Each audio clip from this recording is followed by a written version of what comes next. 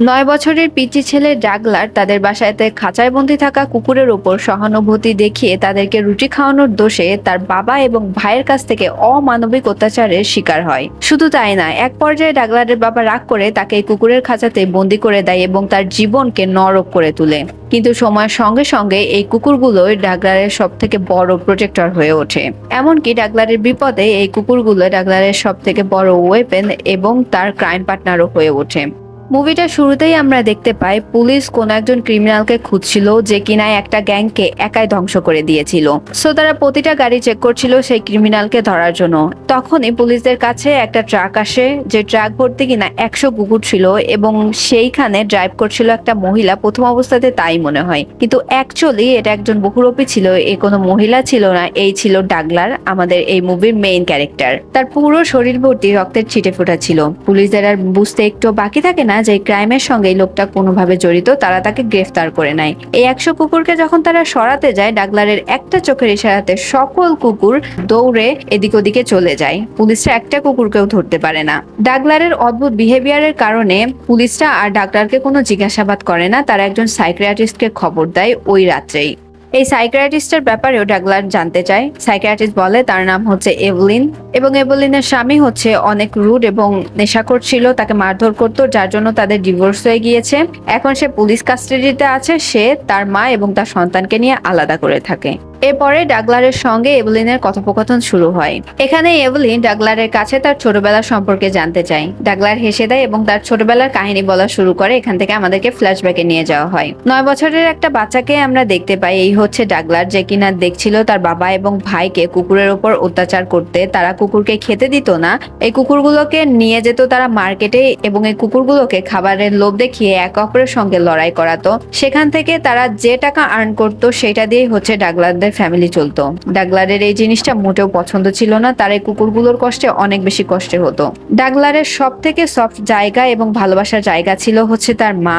তার মার European song অনেক বেশি পছন্দ ছিল। সে গান শুনতো এবং রান্না করতো, কিন্তু ডাগলারের বাবা অনেক বেশি রুড থাকায় তার মার এই জিনিসটাও বন্ধ করে দেয়। ডাগলার মাঝে মধ্যে লুকিয়ে লুকিয়ে এই কুকুরগুলোকে খাবার দিত। একদিন ডাগলারের ভাই রিচি এই জিনিসটা দেখে ফেলে এবং খাবার টেবিলে যখন সবাই খাবার খাচ্ছিল তখন ডাগলারের ভাই তার বাবাকে এই কথাটা বলে দেয়। ডাগলারের বাবার অনেক বেশি রাগ হয় এবং সে ডাগলারকে নিয়ে গিয়ে এই কুকুরের খাঁচাতেই বন্দি করে দেয়। এদিন ডাগলারের মা শুধু তাকিয়ে তাকিয়ে এই জিনিসটা দেখেছিল। হয়তো সে প্রতিবাদ করার চেষ্টা করে। অলরেডি তখন ডাগলারের মা 7 মাসের অন্তঃসত্ত্বা একজন মহিলা। ডাগলার তার মাকে দেখেই বুঝতে পারে যে তার বাবা তার মায়ের ওপর কি পরিমাণ পাশবিক নির্যাতন করেছে। ডাগলারের মার আর কোনো রাস্তা ছিল না। সে ডাগলারের কাছে মাফ চায় এবং তাকে বলে যে মা তাকে অনেক বেশি ভালোবাসে, সে চিরতরে এখান থেকে চলে যাচ্ছে। এই বলে সে তার সুটকেস নিয়ে চলে যায়। এরপর প্রেজেন্টে দেখানো হয়। এভলিন জিজ্ঞেস করে এটা নিয়ে কি আপনার মনে কোনো ক্ষোভ রয়েছে? ডাগলার বলে যে না, আমার কোনো আক্ষেপ নেই, কারণ আমার মায়ের কাছে এছাড়া আর কোনো রাস্তা ছিল না তার বেঁচে থাকার জন্য। ডাগলার আবার বলা শুরু করে। সে বলে তার মা চলে যাওয়ার পরে তার বাবা এবং তার ভাইয়ের রাগ দ্বিগুণ হয়ে যায়। তার ভাই সবসময় তাকে অনেক কটু কথা বলতো এবং সে বলে যে তুই যে পাপ করেছিস তার জন্য মা আমাদেরকে ছেড়ে চলে গিয়েছে। তুই যদি কুকুরকে খাবার না দিতি তাহলে এত কিছু হতোই না, বাবাও রাগ করতো না এবং মাও আমাদের সঙ্গে থাকতো। তোর এই পৃথিবীতে বেঁচে থাকারই কোনো অধিকার নেই। ডাগলার একদমই নিশ্চুপ হয়ে গিয়েছিল, সেই কুকুরদের সঙ্গেই থাকতো। এভাবেই ডাগলারের ছোটবেলার জীবন কাটছিল। এরপরে এভলিন প্রেজেন্টের অবস্থার কথা জানতে চায়, যে সে পুলিশ স্টেশনে আসার আগে তার জীবন কেমন ছিল। আমাদেরকে প্রেজেন্ট ডাগলারের লাইফে দেখানো হয়। ডাগলার এখানে সাজসজ্জা করছিল, তখন তার কাছে একটা ছেলে আসে। সে বলে যে কিছুদিন আগে সে এখানে কারেন্টের কাজ করে গিয়েছিল ডাগলারের জন্য এবং তাকে মার্থা নামের একজন ধোপা মহিলা পাঠিয়েছে। তখন ডাগলার জিজ্ঞেস করে যে তার কি কোনো বিপদ হয়েছে। এরপরে সে বলা শুরু করে যে মার্থা এখন অনেক বেশি বিপদে আছে। বারদুগা নামে একজন গ্যাংস্টার হচ্ছে অনেক প্রেসার ক্রিয়েট করছে। মার্থার ধোপার দোকান যেখানে রয়েছে সে মার্কেটের সবাই মূলত ভার্দুগার আচরণে অনেক বেশি ক্ষুব্ধ, কারণ ভার্দুগা হচ্ছে চাঁদা নাই আর চাঁদার পরিমাণটা দিন দিন বেড়েই যাচ্ছে। মার্থা চাঁদা টাকাটা পুরোপুরিভাবে দিতে না পারায় তার উপর অনেক বেশি প্রেসার আসছে। তাই সে ডাগলারের কাছে সাহায্য চেয়েছে, যদি ডাগলার তাকে কোনো সাহায্য করতে পারে। ডাগলার বলে যে কোনো চিন্তা করো না, সবকিছু ঠিক হয়ে যাবে। ওদিন রাত্রেই আমরা দেখতে পাই ডাগলার হচ্ছে বহুরূপে একটা সাজ দিয়ে এই ক্লাবের বাইরে চলে যায়। সে তার 2টা কুকুরকে পাঠায়। একটা কুকুর গিয়েই সেই গ্যাংস্টারের মিডিল পয়েন্টে কামড় দিয়ে ধরে, আর একটা কুকুর এই গ্যাংস্টারকে একটা ফোন দেয়, যে ফোনে কিনা ডাগলার ছিল। ডাগলার এখানে ভার্দুকাকে বলে, শুনেছি আপনি অনেক বড় একজন গ্যাংস্টার, আপনি যদি আপনার ভবিষ্যৎ প্রজন্মকে দেখতে চান এবং আমার কুকুরের বাইক না খেতে চান আপনার মিডিল পয়েন্টে, তাহলে আপনার সঙ্গে আমি একটা ডিল করতে চাই। বারদুকা বলে যে কি ডিল? সে বলে, সে মার্কেটটার নাম, যে ওই মার্কেটে আপনি অনেক বেশি প্রেসার ক্রিয়েট করছেন চাঁদার জন্য। আমি চাই আপনি আপনার চাঁদার পরিমাণটা কমিয়ে আনুন এবং ওখানে থাকা মার্থার সঙ্গে আপনি যে অন্যায়টা করেছেন তার কাছে গিয়ে ক্ষমা চাইবেন এবং ভবিষ্যতে এরকম কাজ আর কখনো করবেন না। চাপের মুখে এসে বারদুকা রাজি হয়ে যায় এবং বলে ডাগলার যা যা বলছে সে তার সমস্ত কথায় রাজি আছে। এরপর ডাগলার বলে কুকুরের কানে ফোনটা ধরতে। সে কিছু বলে এবং দুইটা কুকুরই তখন সেখান থেকে চলে আসে ডাগলারের কাছে। এরপরে আমাদেরকে বর্তমান সিনে দেখানো হয়, যেখানে সে ক্রাইম সিন দেখানো হয়, যে সেই গ্যাংস্টার গুলোর অবস্থা কি হয়েছিল। চারপাশে রক্ত ছড়ানো ছিটানো, একদমই মুমূর্ষ অবস্থা সেই ক্রাইম সিনটা। এখানে মূলত ডাগলার থাকতো। আমরা দেখতে পাই এভলিন এখানে আসে। মূলত ডাগলার এভিলিনকে পাঠিয়েছিল তার কিছু প্রয়োজনীয় জিনিস আনার জন্য। এভিলিন এখানে জিজ্ঞেস করে যে তুমি যে তোমার জীবনের এত কথা আমাকে বলছো, এর পেছনের কারণটা কি আমি জানতে পারি? তখন ডাগলার বলে তোমার আর আমার জীবনে একটা কমন পয়েন্ট আছে, সেটা হচ্ছে আমাদের দুজনের কষ্ট। এরপরে এভিলিন হচ্ছে ডাগলারের জীবন সম্পর্কে আরো কিছু জানতে চায়। এভিলিন বলে তুমি সেই খাঁচা থেকে কিভাবে বের হয়েছিলে। এরপরে আবার আমাদেরকে ফ্ল্যাশব্যাকে নিয়ে যাওয়া হয়।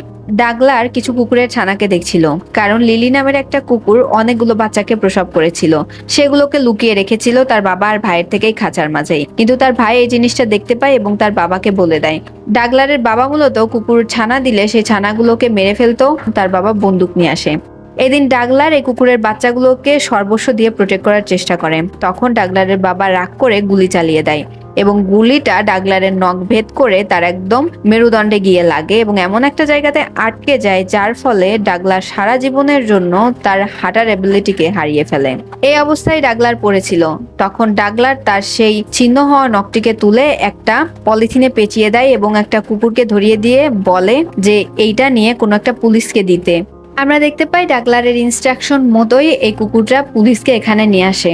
পুলিশ এখানে এসে অনেক বেশি হতবাক এবং এই দিনই হচ্ছে ডাগলারকে তারা উদ্ধার করে নিয়ে যায় এবং তার বাবা ও ভাইকে অ্যারেস্ট করে নেয়। ডাগলারের বাবার হচ্ছে 20 বছরের জেল হয় এবং তার ভাইয়ের 10 বছরের। কিন্তু তার বাবা এই জিনিসটাকে মেনে নিতে পারে না এবং সে আত্মহননের পথ বেছে নেয় 15 দিন পরেই জেলে যাওয়ার। আর ডাগলারের ভাই 10 বছর জেল কেটে যখন বের হয়, তখন ডাগলারের এই কুকুরগুলো কোনো ইনসিডেন্টে ভুলে না এবং তাদের অনেক বেশি ক্ষোভ ছিল ডাগলারের ভাইয়ের ওপর। সো রিচি যখন জেল থেকে বের হয় তখন হচ্ছে এই একদল কুকুর তার ভাইয়ের পিছু নিয়েছিল এবং লাস্ট পর্যন্ত এই কুকুরগুলোর হাতেই হচ্ছে ডাগলারের ভাইয়ের প্রাণ যায়। এভলিন এখানে জিজ্ঞেস করে এর পেছনে ডাগলারের কোনো হাত আছে নাকি। ডাগলার বলে যে না, কুকুরগুলো শুধু আমার সন্তানই না, ওরা হচ্ছে আমার সব থেকে বড় প্রোটেক্টর। আমার সঙ্গে হয়ে থাকা অন্যায়ের প্রতিবাদ ওরা নিজেরাই করেছে। এরপরে এভলিন জিজ্ঞেস করে যে তার জীবনে কখনো ভালোবাসা আসছিল নাকি। আমাদেরকে আবারও ফ্ল্যাশব্যাকে নিয়ে যাওয়া হয়। ডাগলারকে সেই জাহান্নামের খাঁচা থেকে আনার পরে তাকে একটা অরফানেজে দেয়া হয়। সেখানে আসে হচ্ছে সালমা নামের একটা মেয়ে, যে কিনা ডাগলারের থেকে অনেক বছরের বড় ছিল। সে হচ্ছে একজন কাউন্সিলর ছিল এবং সে থিয়েটার করত।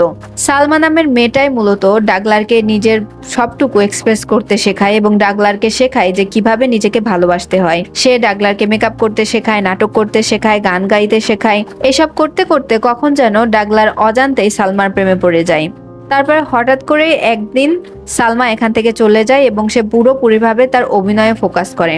এরপর অনেকটা সময় পার হয়ে যায়। সালমা এখন অনেক বড় একজন অভিনেত্রী হয়ে যায়। সে হচ্ছে স্টেজ শো করে বেড়ায়। কিন্তু ডাগলার তারপরেও সালমাকে ভুলে নাই এবং সালমার প্রতিটা পদক্ষেপের ছবি, পোস্টার, আর্টিকেল সবকিছু সে কালেক্ট করে রাখতো। অনেকদিন পরে সে যায় হচ্ছে সালমার সঙ্গে দেখা করতে। সালমা তো ডাগলারকে দেখে অনেক বেশি খুশি হয়ে যায়। সে একবারেই ডাগলারকে দেখে চিনে ফেলে যে এটাই হচ্ছে ডাগলার। ডাগলার তাকে সেই বইটা দেয় যেখানে কিনা সে তার সমস্ত আর্টিকেল, সমস্ত লেখালেখি কালেক্ট করে রেখেছিল সালমার জন্য, যেগুলো কিনা সালমারই ছিল। আর এইটা দেখে তো সালমা আরো বেশি খুশি হয়ে যায়। ডাগলার ভাবছিল যে সে মনের কথাটা বলবেই। তখন সেখানে চলে আসে হচ্ছে সালমার স্বামী। সালমা পরিচয় করিয়ে দেয় যে 3 বছর ধরে তাদের রিলেশনশিপ ছিল, 15 দিন আগেই তাদের বিয়ে হয়েছে এবং সালমা হচ্ছে এনার বাচ্চার মা হতে চলেছে।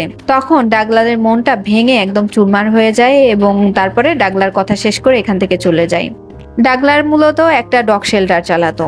সো এই ডগ শেল্টারে এসে ডাগলার একদম কান্নায় ভেঙে পড়ে। এই প্রথম ডাগলারের জীবনের প্রতি ডাগলারের অনেক বেশি করুণা হচ্ছিল। সে নিজেকে বলে যে সালমার মতো এত সুন্দরী একটা নারী কেন ডাগলারের প্রেমে পড়বে। ডাগলার হাঁটতে চলতে পারে না, ডাগলারের ঠিকঠাক কোনো পেশা নেই, কেন সেই ভ্রান্ত ধারণার ভেতরে ছিল যে সালমাও তাকে ভালোবাসতে পারে, আর সালমা তার থেকে বয়সে একটু বড়ও ছিল। সে মূলত ডাগলারকে করুণার চোখে দেখতো, এটা হচ্ছে ডাগলার নিজেকে বলে। ডাগলারের কান্না এবং কষ্ট দেখে প্রতিটা কুকুর তার কাছে এগিয়ে আসে এবং তাকে কমফর্ট করার চেষ্টা করে। এই হার্টব্রেক থেকে বের হতে নাই হতে ডাগলারের জন্য আরেকটা দুঃসংবাদ আসে। ডাগলার যে শেল্টার হাউসটা চালাতো সেই হাউসের মালিক হচ্ছে এই জায়গাটাকে সেল করে দিয়েছে। সো ডাগলারকে এখান থেকে অন্য একটা জায়গার ঠিকানা দেয় যে ওখানে গেলে তার মতো লোকজনরা ওখানে আছে, তার দেখাশোনা করবে। ডাগলার কুকুরদের সম্পর্কে জানতে চাইলে তারা বলে যে কুকুরদেরকে অন্য একটা শেল্টার হোমে পাঠিয়ে দেওয়া হবে, বাট তার পুরো ডিটেলস ডাগলারকে দেওয়া হয় না। ডাগলার বুঝতে পারে যে এই কুকুরগুলো তার কাছ থেকে চলে গেলে এই কুকুরগুলোর কপালে অনেক কষ্ট আছে।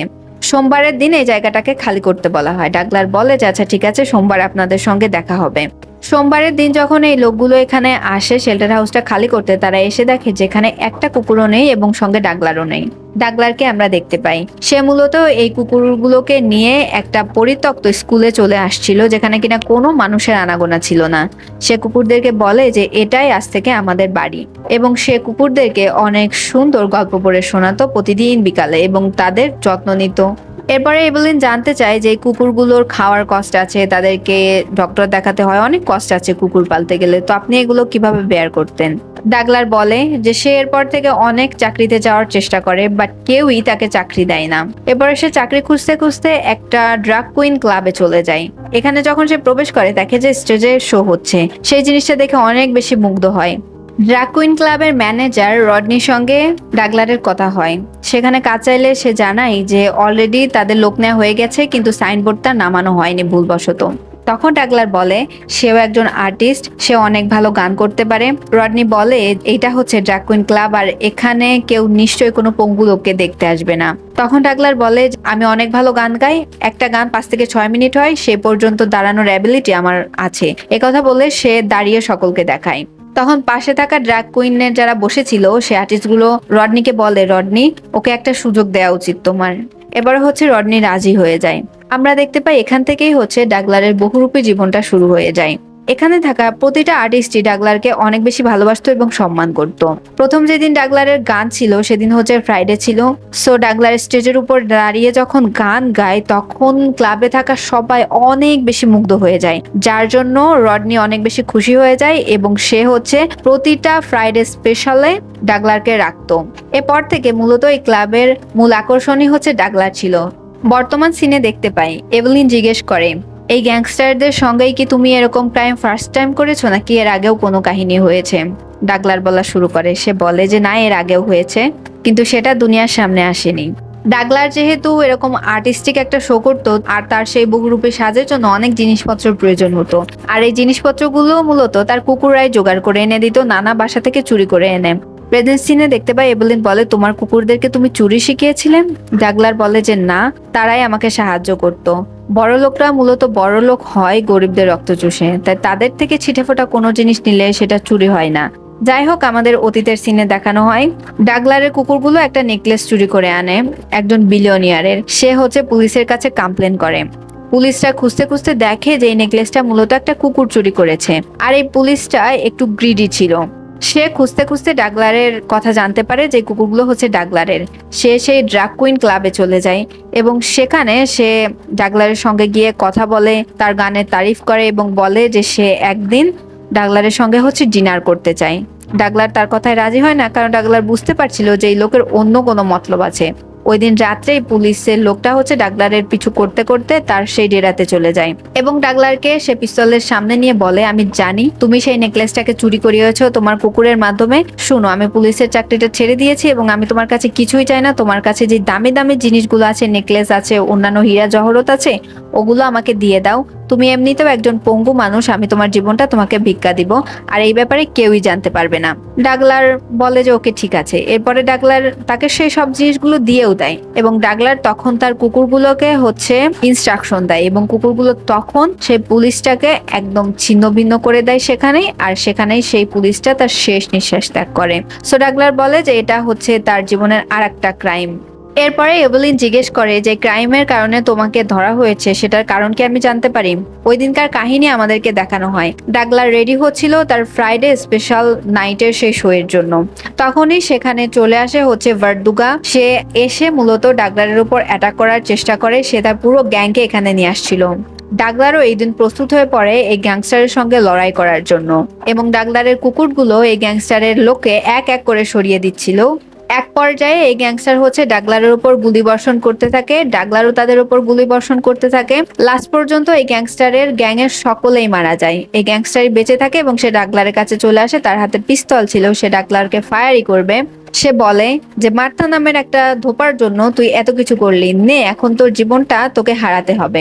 কথা বলতেই ডাগলারের প্রতিটা কুকুর এসে এই লোকের উপরে অ্যাটাক করে দেয় এবং এই লোকটাও এখানে মারা যায়।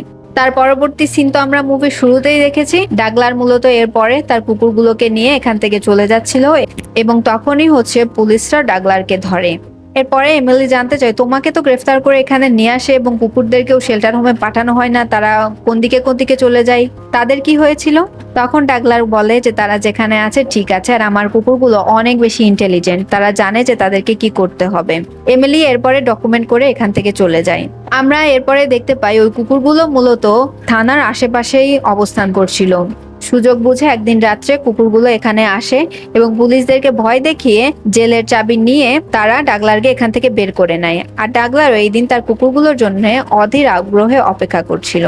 এরপরে এদিন আর ডাগলারটার হুইল চেয়ারটা নেয় না, অনেক কষ্টে সে উঠে দাঁড়ায় এবং হাঁটতে থাকে। সে কুকুরগুলোকে বলে যে আজকে ঈশ্বরের কাছে গিয়ে জিজ্ঞেস করব যে সে আমার কাছে কি চায় এবং আমার পরীক্ষা নেওয়া তার শেষ হয়েছে নাকি। সে একটা চার্চের সামনে যায়, ক্রসের ছায়ার উপরে দাঁড়িয়ে সে ঈশ্বরকে জিজ্ঞাসা করে যে তার পরীক্ষা নেওয়া শেষ হয়েছে নাকি। এরপরে ডাগলার উপরের দিকে তাকিয়েছিল এবং এক পর্যায়ে ডাগলারের শরীর তার ভার নিতে পারে না, সে সেখানেই লুটিয়ে পড়ে। আর এরই সাথে সাথে ডাগলার হাসি মুখে তার শেষ নিঃশ্বাস ত্যাগ করে। ডাগলারের শেষ বিদায়ের সময়ও তার এই কুকুরগুলোও তাদের সর্বোচ্চ ভালোবাসাটুকু নিয়ে ডাগলারের সঙ্গেই ছিল, ডাগলারের কাছেই ছিল। এরপরে আমরা দেখতে পাই একটা কুকুর এভেলিনের বাসার সামনে যায় এবং এভেলিনের কুকুরটা দেখে বুঝতে পারে যে ডাগলার আর এই দুনিয়াতে নেই। আর এখানেই এই মুভিটা শেষ হয়ে যায়। ভিডিওটা ভালো লাগলে সাথেই থাকবেন।